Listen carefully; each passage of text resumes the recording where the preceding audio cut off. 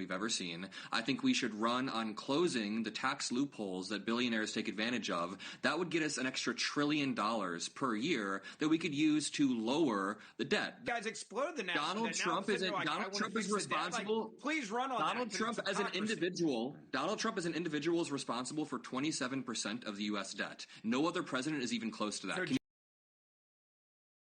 What is going on, everybody? Welcome back to the Voters' Viewpoint, and we've got a good one today. Adam Mockler sat across from MAGA mouthpiece Ben Ferguson on Chris Cuomo's show and delivered the most composed, fact-loaded takedown you're going to see on cable news. Debt numbers, tax loopholes, receipts on the table. Then, just interrupting and deflecting like they always do. It got so bad, Chris Cuomo had to literally pull the plug and end the segment early.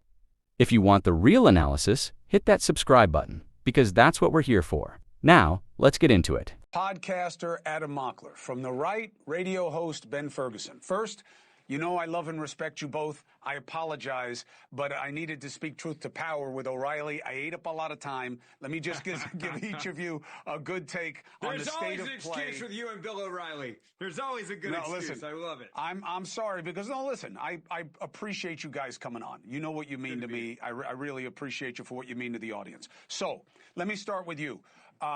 When you look at the state of play back here at home going into the midterms, Ben, my theory is simple. It's about the economy, and the MAGA mandate is up for grabs, meaning who's going to fix America first. How worried are you about that? I'm not worried about it at this point, and I'll tell you why. I think we're going to get out of what's happening in Iran pretty quick. I think there's this obsession with war should take 2 days. What we've been able to accomplish in this short amount of time is truly incredible with the military power we've used. And then the president understands more than anybody, he's not going to get anything done if he doesn't get back to the economy, lower gas prices quickly, and go back to what got him elected. He knows that. Democrats have already said, by the way, Conway, who's running for office in New York, said, elect me, and we're going to not only impeach Donald Trump if we win, we're going to impeach the vice president as well. They've already said what they're going to do. So the president knows what's at play here. I think we're going to get back to what matters here in this country. By the way, you can do two things at the same time. I think you look at the stock market. We got 87% of the gains back that we had in the loss from the first day of this war. So that's already coming back. Gas prices are already going to drop because we see the price of oil coming down. And the secure border is number one with the American people. National security is number two in the polls. We knew that going into this. And I think the president's going to pay off on it. All right. Adam, thank you for keeping your face basically straight during that entire thing. I give you the rest of the time of the segment. What is your case about the opportunity for Democrats? And I'll give you a hint. I think you've got a major opportunity that was just served up to you. Yeah.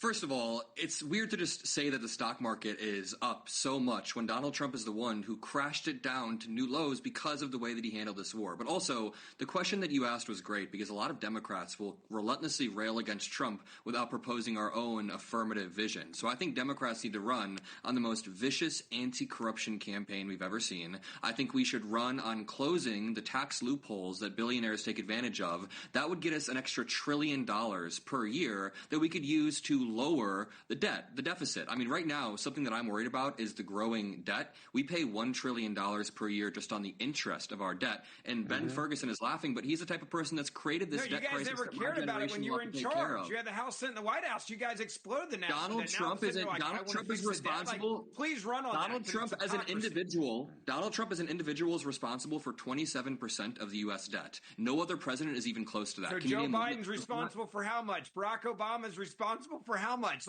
Please run on this. That's way different than 27%. That's way different than 27%. Trump will be worth So you don't know the number. Wait, you don't know the numbers? You only know the number that you hate Trump over. It's 10 to 15%. That's what you guys are running off. Well, hold on. Ben, we all know that Trump has been one of the top spenders in history, and the big reason for it is the same reason for Biden. It was the pandemic. And you can argue that through. Let's do this. Do me a favor. If you guys can make time tomorrow, come back. Let's keep talking affordability because I really want to move the show in that direction. We got to get back home physically and politically. Adam, thank you. Ben, thank you. And again, I apologize to both of you. If you can do it tomorrow.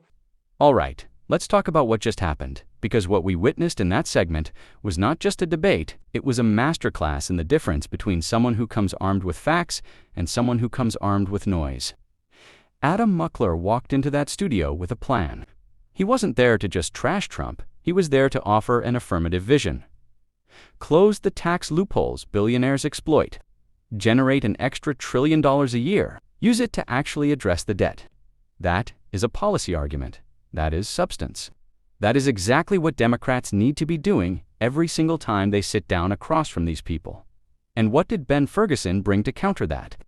Volume, interruptions, deflection. The classic MAGA playbook. If you can't beat the argument, just talk over it and hope nobody notices.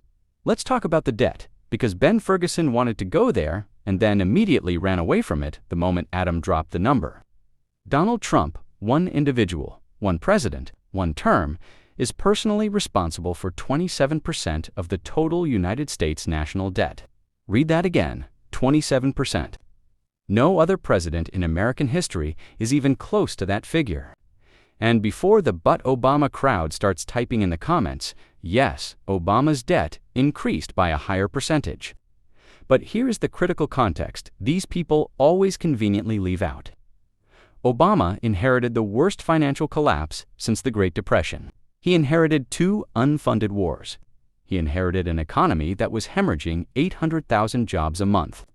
Trump inherited a growing economy, record low unemployment, and a stock market that had already been climbing for years, and he still managed to balloon the debt to historic levels before a single COVID dollar was spent. So no, Ben, those situations are not remotely comparable, and you know it. And then there's the stock market argument, perhaps the most intellectually dishonest thing said in that entire segment. Ben Ferguson sat there and celebrated that the market recovered 87% of its losses. Losses that happened because of how Donald Trump mishandled this entire situation in the first place. That is like an arsonist bragging that the fire department only let 13% of the house burn down. The audacity, the absolute audacity to present that as a win is staggering. And the fact that Ben Ferguson said it with a straight face tells you everything you need to know about where the MAGA movement is right now, completely detached from reality and betting that their base won't do the math. Now, let's talk about what Chris Cuomo did, or more accurately, what he failed to do. Adam Mockler did not interrupt Ben Ferguson once. Not once. Ben Ferguson interrupted Adam multiple times, talked over him, raised his voice, and tried to bully his way through a factual argument he had no answer for. And what did the host do? He let it happen. He sat there. And then when the segment became too uncomfortable, when it became clear that Ben Ferguson was getting exposed in real time, Chris pulled the plug. Suddenly, it's come back tomorrow. Let's continue this conversation. No, what actually happened is that the facts were winning. The MAGA argument was crumbling, and somebody in that studio decided they had seen enough. Adam Mockler deserved better moderation than that, and frankly, the audience did too. But here's the bigger picture, and this is what the voters' viewpoint is always going to bring you that nobody else will. This segment is a microcosm of the entire political moment we are living in right now. On one side, you have Democrats like Adam Mockler who are finally learning to show up with a vision, with numbers, with policy, with moral clarity. On the other side, you have the Ben Fergusons of the world whose entire strategy is to confuse, deflect, interrupt, and exhaust. Because if they can make the conversation chaotic enough, maybe nobody notices that they have no actual answers. No plan for the debt, no plan for affordability, no plan for the working class. Just noise, just distraction. Just the same tired talking points recycled for a base that is slowly and weird. We are seeing this in real time, starting to ask questions. Because even within their own ranks, cracks are forming. Marjorie Taylor Greene, Alex Jones, Republicans calling out their own president on national television, calling out Mike Johnson, invoking the 25th Amendment. These are not Democrats saying this. These are people who have spent years defending this man, and even they are now looking at what is happening and saying, this has gone too far. When you've lost Marjorie Taylor Greene on the moral argument, you have to stop and ask yourself what that says about where things actually stand. The American people deserve leadership that is honest about the challenges we face. They deserve a government that closes the loopholes protecting billionaires while working families struggle to fill their gas tanks. They deserve a press that holds power accountable instead of cutting segments short when the accountability gets too real. And they deserve commentators and representatives who will show up, like Adam Mockler showed up today, with facts, with vision, and with the backbone to say it clearly, even when someone is literally shouting over them. That is what this channel is built for. That is what the Voters Viewpoint is here to do. Every single video, every single time. If you're not subscribed yet, right now is the moment. Hit that button, because staying informed in this political climate isn't optional. It's how we fight back. Share this one with somebody who needs to hear it. We'll see you in the next one.